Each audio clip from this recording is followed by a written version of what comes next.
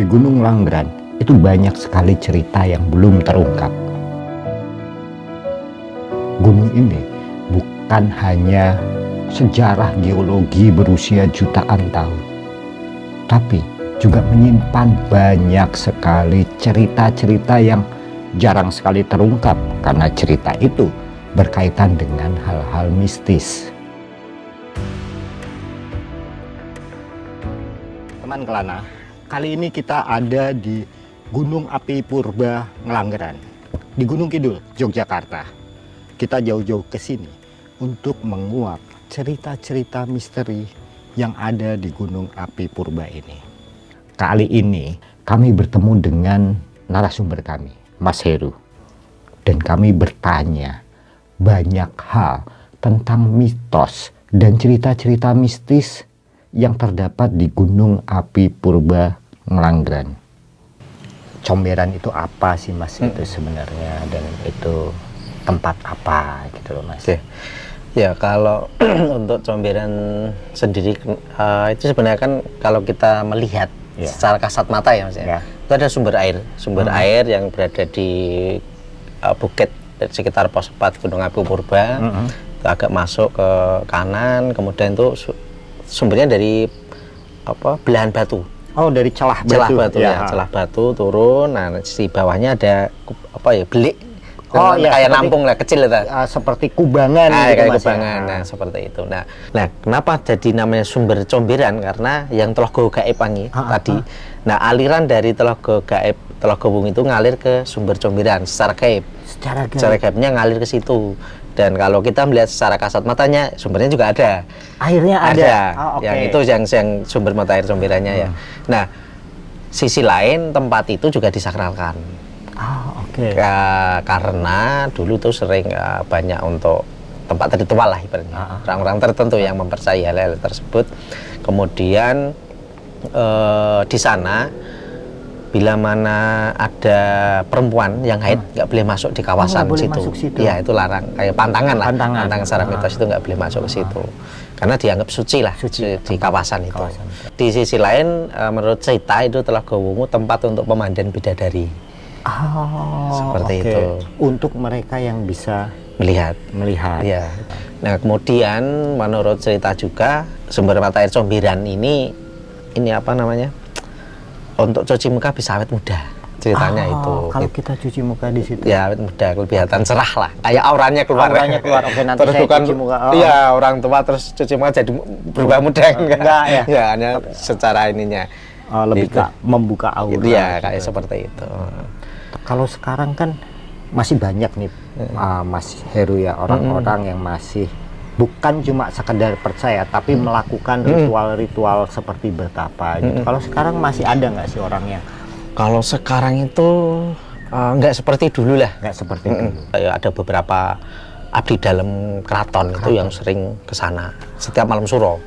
Berarti itu salah satu tempat ritual keraton Jogja? Iya, Jogja, Solo itu juga pernah. Keraton Jogja Solo berarti dulu bertapa di situ, Mas? Ya, kayaknya malam suro biasanya rata-rata. Malam suro.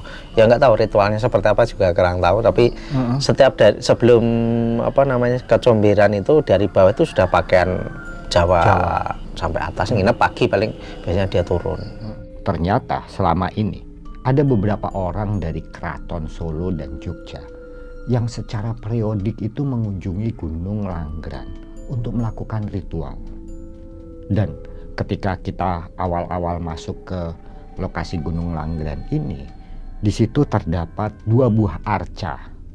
Arca yang satu itu dari pinggang ke atas hilang, sementara arca yang lainnya hanya kepalanya yang hilang. Dan arca itu ditemukan di Gunung Langgran ini. Kira-kira ada cerita apa sih kok sampai di tempat ini gitu ada arca itu? Padahal di sini kan nggak ada candi. Nah kalau yang pintu masuk Gunung Purba ini arca itu hanya arca baru gitu ya. Dulu kan punya warga sini, cuma kan pengen dibuang ya udah kita taruh sini. Yang kecil-kecil atau itu. Cuma ada satu lagi arca yang tanpa kepala, itu yang di sebelah selatan, selatannya parkir mobil itu. Itu memang ditemukan tahun 1980-an kalau nggak salah itu di daerah Song Putri, selatannya Kampung Pitu. Dan sampai saat ini yang badan ke atas itu nggak ditemukan, cuma yang ditemukan yang perut ke bawah. Nah kemungkinan kalau nggak salah itu arca Buddha itu nggak salah, karena di bawahnya teratai itu. Oke. Dan itu aja kalau nggak salah dulu lewat mimpi, salah satu sesepuh sini zaman dulu ya, lewat mimpi. Oh berarti arca itu ditemukannya lewat mimpi. Lewat mimpi. Itu siapa Pak dulu ya? Kalau dulu nggak salah itu Mbah Jogo sebutannya. Mbah Jogo. Itu rumahnya di mana? Sudah meninggal. Oh sudah meninggal. Udah lama meninggalnya. Oke, jadi dia mimpi terus kemudian ditunjukkan arca itu. Iya. Itu di daerah mana? Song Putri di perengnya Kampung Pitu, sebelah timur Gunung Purba sebelah timur. Iya, tahu aku. Kampung yang 7 keluarga. Iya, betul kakak. Gunung Api Purba ini kan kita menggunakan istilahnya tahun 2008. Nah, sebelum nama Gunung Api Purba kan sebetulnya Gunung Langgeran atau Gunung Wayang. Ngelanggeran itu dari kata pelanggaran. Kalau istilah Jawa angger-angger. Nah, setiap ada perbuatan buruk baik atau buruk suatu saat akan terungkap atau tertangkap. Itu filosofi dari kata ngelanggeran. Nah, kalau Gunung Wayang ini adalah secara mitos ataupun kepercayaan masyarakat lokal ataupun juga mungkin di sekitaran sini atau tempat lain yang paham terkait itu. Karena yang menguasai sini adalah salah satu tokoh pewayangan. Tokoh pewayangan itu siapa Mas? Raden Kowijoyo. Ongkowijoyo, Raden Kowijoyo itu dan Punokawan lah ibaratnya kan itu. Punokawan. Ya, tokoh pewayangan bukan saya pikir tadi dalang atau bukan. Oh, berarti Raden Ongkowijoyo itu Abimanyu gitu ya. Oh, itu kan dari Pandawa, dari Pandawa ya. Itu anaknya Arjuna ya. Anak kayak Arjuna kan Abimanyu. Oh, oke. Jadi penguasa sini itu Abimanyu. Ya, Punokawan sama Punokawan itu. Di belakang pendopo itu kan ada, saya nggak tahu ya, ada pohon besar yang terus ada kayak mata air dan sepertinya itu kan masih dipakai untuk ritual. Masih dipakai, jadi itu namanya Kalisong. Kali sebutannya ini kali sungai bawah tanah atau sumber mata air di Song. Song ini ya mungkin kalau istilah di sini Song itu adalah gua tapi nggak dalam, bisa untuk berteduh. Ada yang tempat untuk ritual di situ, biasanya kan di sini masih adat itu masih ada setahun sekali namanya rasulan. Rasulan nanti kan dari tokoh atau juru kunci itu kan ada prosesinya, kemudian nanti sini juga harus ada ledek. Ledek itu kayak tayub. Tari-tarian. Ya itu nanti juga ada gending yang harus dijalankan. Ibaratnya kan biasanya kan ada prosesi itu gending yang dijalankan, kemudian setelah itu gending selesai nanti boleh gending yang lain. Oh berarti di sini masih menjalankan adat istiadat dengan kuat gitu Mas ya? Masih, ya setahun sekali itu. Kalau sini bulan besar. Bulan besar, kalau nggak minggu lagi Senin lagi. Tapi hal-hal seperti itu ngebuat tempat ini tuh kedatangan pengunjung nggak sih Pak, orang-orang yang datang ke sini untuk melakukan ritual? Iya ada, 1-2 itu ada. Oh ada Pak? Iya. Sampai sekarang masih Rata-rata orang mana itu? Ya ada orang Jogja, ada luar Jogja lah ibaratnya kan situ.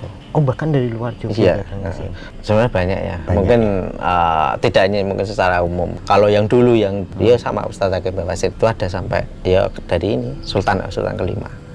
Ya memang ada beberapa sih, kayak ya bentuk-bentuk lain kan banyak. Macan dan ular dan sebagainya itu memang ada. Kayak kepercayaan kan ke situ. Ya memang kalau di Kalisong kan yang ini kan Mbah Soyono yang jaga di sini. Punya kelangenan macan putih. Macan putih. Kelangenan itu peliharaan. Peliharaan ya. Mbah Soyono itu warga sini. Kain. Jaga sini. Dia punya peliharaan macan putih, dan macan putih itu masih ada di. Yo, percaya masih ada. Katanya yang jaga sini, kawasan sini. Ya, sebutannya kadang gunung ya kadang di desa. Sebenarnya kan comberan sebelum nggak pernah habis. Sebelum gempa 2006 yang di Bantul. Kemarau itu nggak pernah habis.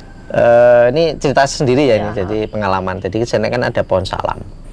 Pohon salam kita di sana nah, salah satu akar namanya salam itu nyala. Jadi kan akarnya gini-gini. Nah, akar yang ibaratnya di sini nyalanya itu nggak semua, tapi hanya garis. Ibaratnya ini akar, ini garis yang ini aja nyala.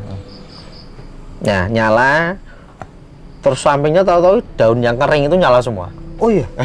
Jadi terang begitu. Terang, biar kan gelap itu. Ini nyala, tapi ya nggak terus kayak lampu ya. Ya, Hanya kayak fosfor nah. Ya, kayak Nyala fosfor. kayak fosfor. Di jamur empreng ya istilahnya. Nah, itu nyala terus ini nyala kan kagetnya apa. Wah, pengen bawa pulang tuh. Tapi kan nggak bawa pisau itu nggak bawa. Geledah, ternyata di dompet ada silet. Oh iya. Silet. Ngambil lah, tapi nggak habis ini. Hanya habis seberapa. Sambil ngambil daunnya yang nyala itu. Udah kita ya mungkin agak pagian lah kita pulang. Nah itu masih nyala selama 2 hari. Oh iya. Ya selama hari 2 hari nyala. Nah saya pribadi saya pikir wah ini paling fosfor kan itu. Iya. Saya senter kan itu di rumah saya senter ini udah gak nyala. Oke. Setelah kami berbincang dengan Mas Heru, kami mendapat informasi tentang cerita-cerita mistis di Gunung Langgeran. Dan kami pun memutuskan untuk pergi ke salah satu titik, mata air Comberan, sebelum hari menjadi gelap.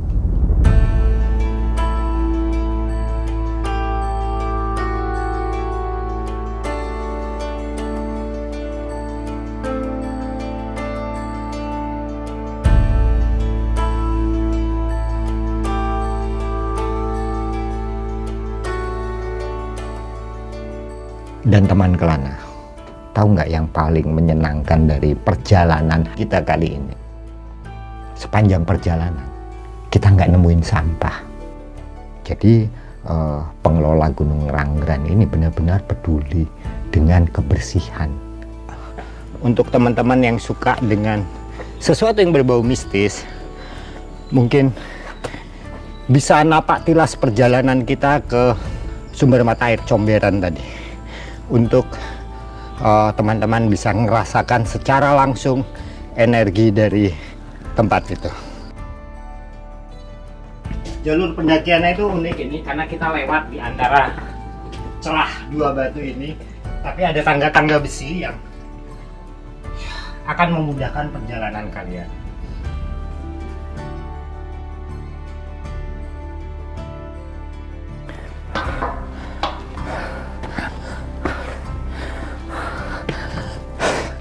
Gila view-nya. Ini belum pos 1 ya. Lihat view-nya. Jadi, untuk kalian yang suka hiking atau trekking, coba deh datang ke Gunung Langgeran. Ini tempat yang cocok sekali dan menarik sekali untuk melakukan aktivitas olahraga alam bebas. Kita ngelewati lorong ini. Lorongnya lumayan sempit, jadi bener-bener kalau kalian suka berpetualang, ini tempatnya keren banget ini. Kita berada di celah 2 bukit, 2 gunung kapur ya. Semakin kita menelusuri gunung ini, perjalanan kita untuk ke titik lokasi mata air Comberan semakin sulit. Kali ini melewati jalanan yang sangat sempit dan dihimpit dengan 2 tebing. Kami harus semakin berhati-hati untuk melewatinya.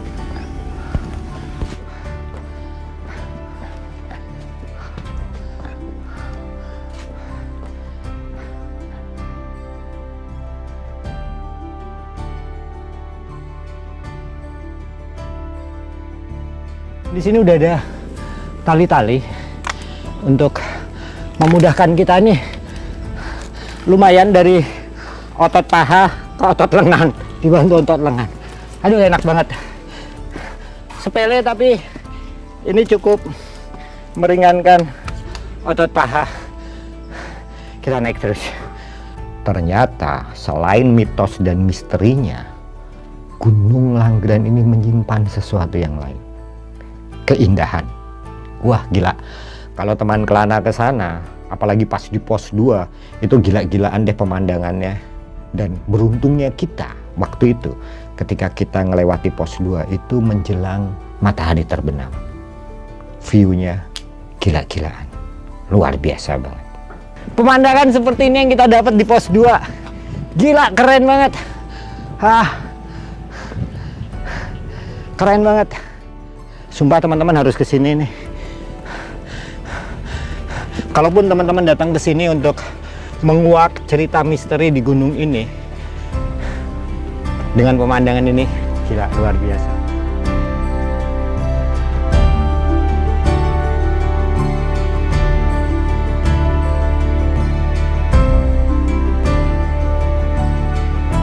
Untuk teman-teman yang suka cerita-cerita misteri, kalian bisa menguak. Ada banyak cerita misteri di sini.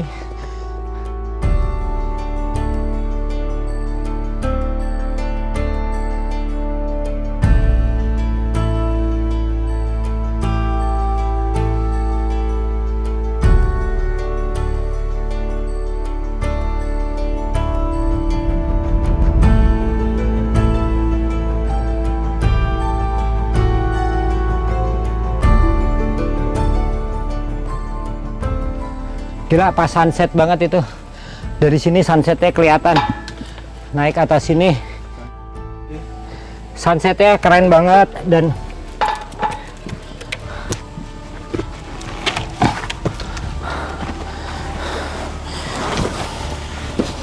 oke, kita ngelewatin celah ini ya.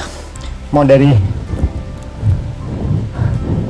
Oke teman-teman, ini tadi yang dibilangin bapaknya, jadi kita ngelewatin celah 2 batu turun. Harus hati-hati karena kalau enggak kita jatuh kepleset dan kejepit di bawah. Tapi hati-hati. Oke. Kita turun do ya. Sebelum kita tiba di mata air Comberan, kita harus melewati trek yang sulit. Kenapa sulit? Karena itu berada di celah batuan yang vertikal. Dan kami harus hati-hati karena batuannya sangat licin dan kami nggak boleh jatuh. Kalau jatuh ya masuk ke bawah dan kejepit di celah itu. Ini batunya lumayan licin. Jadi kalau teman-teman nggak yakin pakai sepatu, bisa sepatunya dicopot. Jadi yang pasti jangan jatuh aja. Kalau jatuh kejepit di bawah situ. Tapi untungnya kami semua bisa melewati ini semua dengan selamat.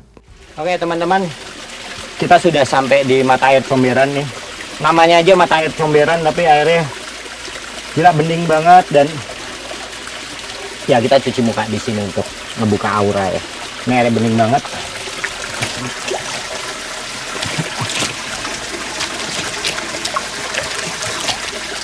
Gila, ini seger banget. Dan di depan saya persis itu ada pohon beringin besar dengan ada sisa-sisa bekas orang ritual. Jadi seperti yang diceritakan oleh narasumber tadi sebelumnya ya, dulu ada beberapa orang keraton dari Solo dan Jogja yang kerap berkunjung ke sini untuk melakukan ritual di sini. Dan seperti kata narasumber juga, di tempat ini tuh penunggunya itu seorang kakek-kakek tua. Kemudian ada juga pernah seseorang anak muda gitu ceritanya yang dia mungkin melakukan hal yang kurang terpuji di tempat ini dan ditampaki ya oleh sosok yang tinggi besar sampai dia lari terbirit-birit turun ke bawah. Nah, ya ini tujuan kita jauh-jauh ke Jogja, ke Gunung Api Ngelanggeran untuk ke tempat ini, mata air Comberan. Tapi semoga teman-teman bisa merasakan gimana sunyinya tempat ini. Itu yang ngebuat tempat ini kemudian menjadi rujukan untuk orang-orang tertentu untuk bertapa di sini. Oke. Gimana menurut teman Kelana perjalanan kita kali ini? Selain cerita mistis, perjalanan kali ini juga menyuguhkan pemandangan yang luar biasa kan? Oke, tetap di Kelanara Studio dalam podcast Bau Tanah bersama saya, Cetul.